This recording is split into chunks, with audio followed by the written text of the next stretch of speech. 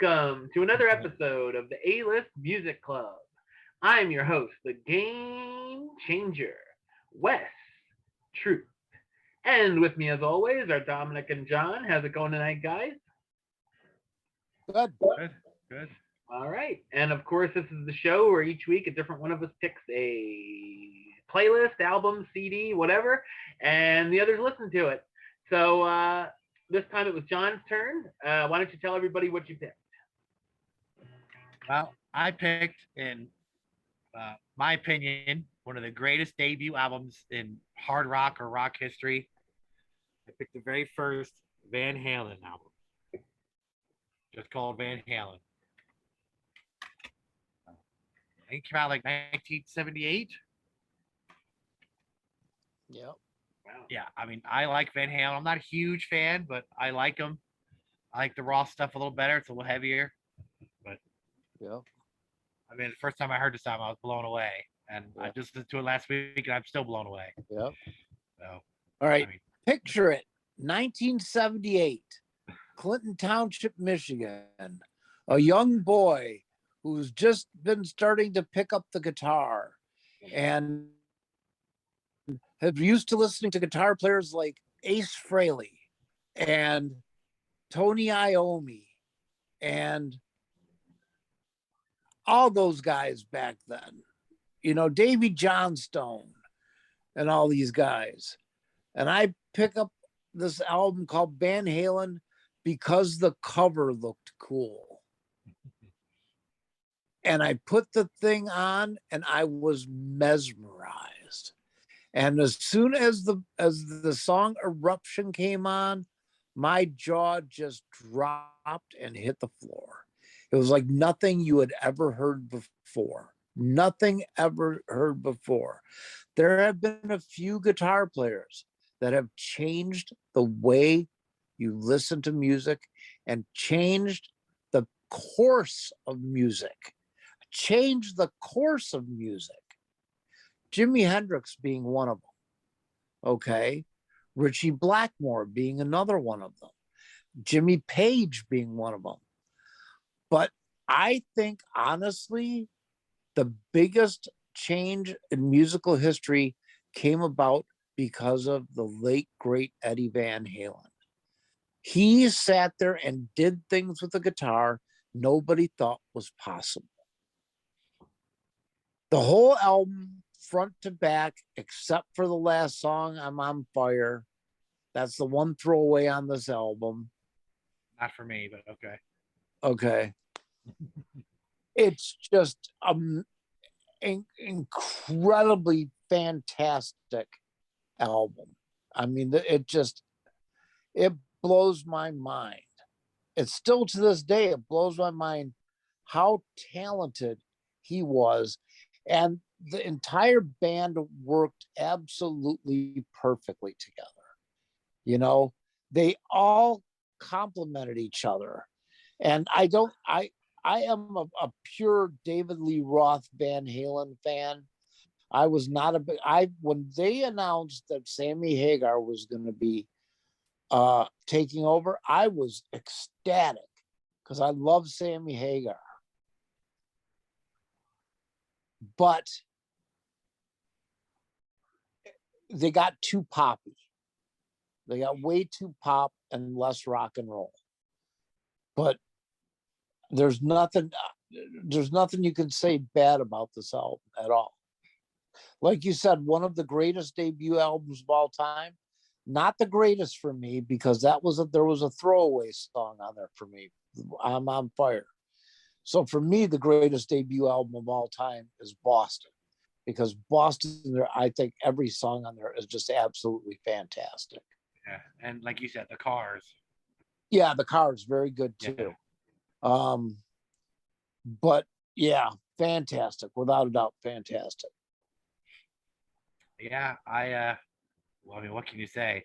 And I know Wes and I are young, so you could probably put it more context, Dom. In 1978, it was punk and it was disco. Yeah. I mean, there was no heavy bands like this. There wasn't really. I mean, Kiss was around, but Black Sabbath, but like this was a game changer. There you go, Wes. Right. Copyright. I mean, yeah, I got into Van Halen with Sammy Hagar because that was my era. When this came out, I was only 1, so I wasn't listening to it. Like Jump was probably the end, was my Roth era stuff. And then I went to Sammy. But I went back and listened to this, and I was like, oh my gosh, holy shit, this is way better than the Sammy stuff. Yeah. No ballads, no keyboards, just hard rock all the way through. Yep. My skipper is Little Dreamer. I can kind of do without that. That's my second favorite song on that album. Oh my gosh. I think it's top loaded. Like the first 5 are great, and then it tapers off a little bit, but still phenomenal album. Yeah. I mean, I still hear Running with the Devil, Really Got Me, Ain't Talking About Love, Jamie's Crying, still hear them on the radio. Oh yeah. Yeah, Feel Your Love Tonight. Like, my gosh. Yeah. Yeah. I'm not a guitar player, but Eruption doesn't sound like it's something easy to play. No. You know that when he first started out and started doing this, when he would play live, he would turn his back to the audience because he didn't want other guitar players knowing how he was doing that. Yeah, I heard that. Yeah, he was afraid someone would steal. Mm-hmm. I've also heard over the years that he did not invent the finger tapping. He just made it no, not at all. Mainstream popular. Other people had done it before him. Oh yeah, Jeff Beckett did it, and there's been a lot of guitar players that did it, but he perfected it. Yeah, and then he was like more national because of videos, and he was out more. Right. Yeah, but still, yeah. Probably their best album was Roth. I want to say Roth is not a great singer. Oh, I think he's perfect for the band. Yes, this style of music is perfect for him. I wouldn't want to. He couldn't do like Frank Sinatra. He couldn't do. He had to like belt it out. Just a gigolo. I was just gonna say, just a gigolo. Yeah. He's not a great singer. He's not. He fits this style of music perfectly. But he's not the underrated guy. I think Michael Anthony, the bass player, does not get enough credit. No, he doesn't. Underrated. He knows when to play and when to just sit back and let Eddie play. Yes. Wes? 4 out of 10. No, I'm kidding. I agree. I think this is one of the best debut albums I've ever heard. It's like you, John. I've always been a fan of Van Halen since I was a kid, but never a mega fan or anything like that. But I like the hits. I love David Lee Roth. I remember as a little kid with my mom in the car listening to Just Like Paradise on repeat. Obviously, there's excellent guitar solos here. Fantastic opening with Running with the Devil. Eruption's awesome. I love their version of You Really Got Me. Ain't Talking About Love is great. I love Jamie's Crying. And then I wasn't too familiar with the rest, but I liked all of them. I even liked like Atomic Punk and Ice Cream Man and stuff. And I have Little Dreamer written down for you, John. That's funny. Probably because Dominic talked it up, so I probably wrote it down. But yeah, I mean, it's sort of a short little thing for me, but I do want to listen to more of them, and I'll add more of these songs onto my playlists and whatnot because I don't have a whole lot. They just sort of I forget about them, I guess, here and there. Check out Van Halen 2 is fantastic. Okay, and Women and Children First is very good, but the most underrated album they ever had was Fair Warning. The first time I ever saw Van Halen was at on their Fair Warning tour. And they were so loud. The first song, we didn't know what song they were fucking playing until David Lee Roth started screaming, "I'm on fire! I'm on fire. We couldn't tell what song it was. They were so damn loud, but they were just absolutely fantastic. I was lucky enough to see them twice, once with David Lee Roth and once with Sammy Hagar. And they were both fantastic times. I saw him once on the reunion tour in 2012 or 13 with Roth, with Wolfgang on bass. Yeah. I saw him. Yeah, Cool in the Gang opened up for him. Who the hell booked that shit? What a weird mixture of crowds. Yeah. Yeah. That is weird. It Did was you good. say I mean, they were drunk or something? I don't know. I mean, I was singing the songs and I knew the words better than David Lee Roth did. Yeah, I remember you saying something about you thought David Lee Roth was drunk. He could have been, but a lot of times he would just be like, "Woo, yeah," and he wouldn't even be singing the song. You sing it. He would just be hooping and hollering, yeah. Like, that's now what Paul Stanley does. You sing, because I can't. so I wish I'd seen the original version, but it was still good. Yeah, they were great. Oh my gosh. All right, have you got trivia? Well, the thing you mentioned last week is not on my trivia at all. So if you want to mention that, About the horn? yeah, and Gene Simmons, yeah. Well, Gene Simmons is credited with discovering Van Halen. I guess he saw them in a club or something like that. And the intro to Running with the Devil, the opening song, that the horn sound is actually a mixture of 50 different models of Mercedes horns blended together.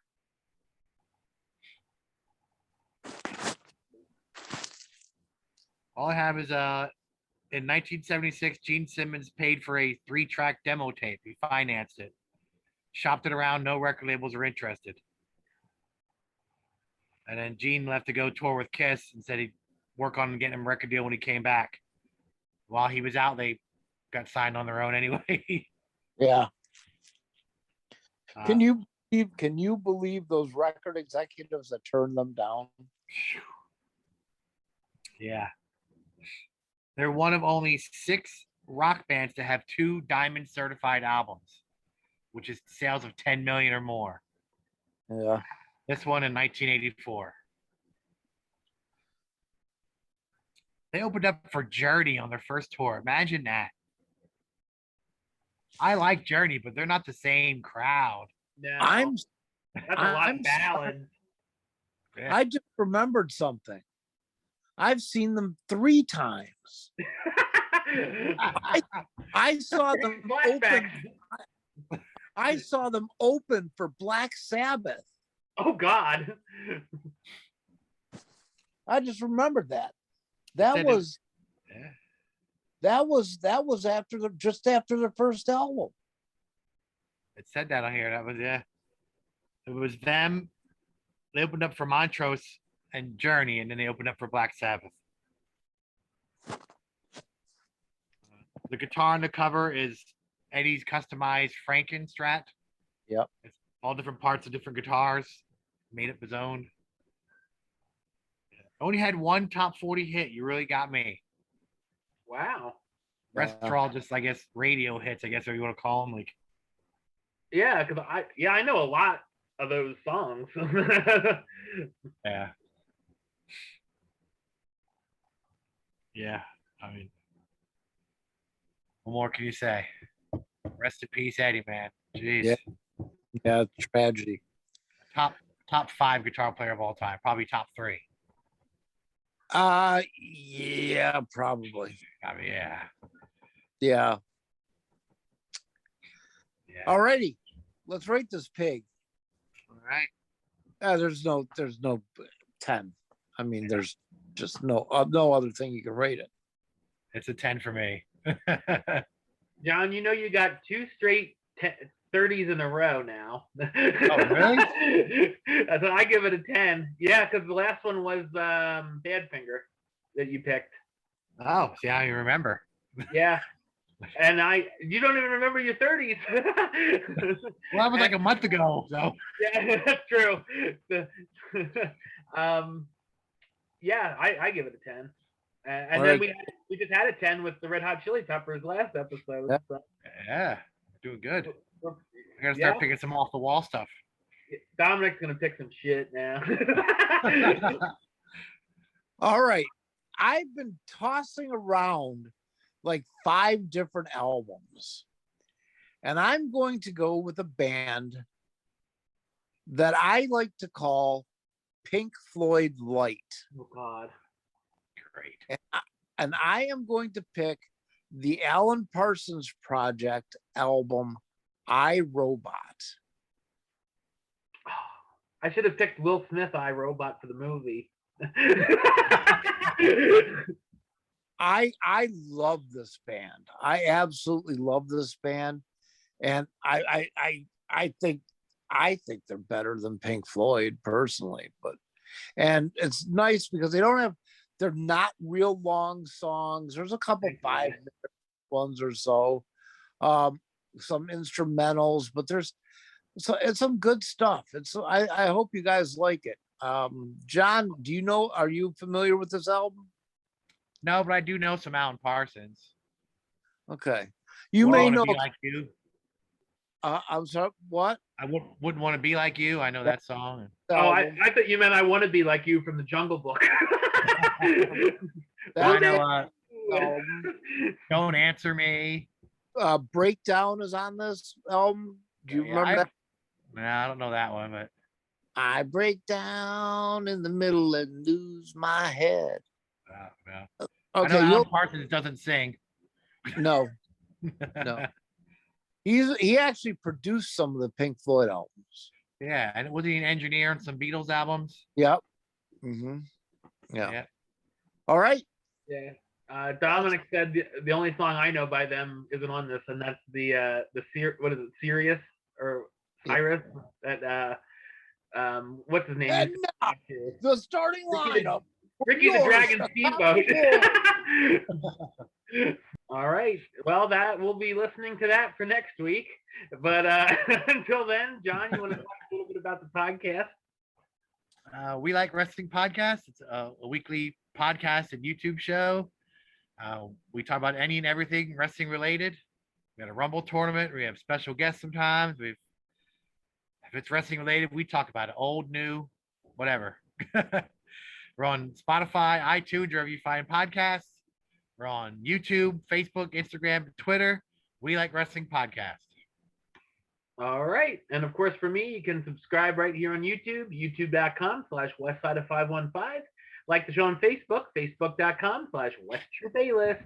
And of course, you can follow me on the Twitter, the Instagram, and the letterbox @WesAlist.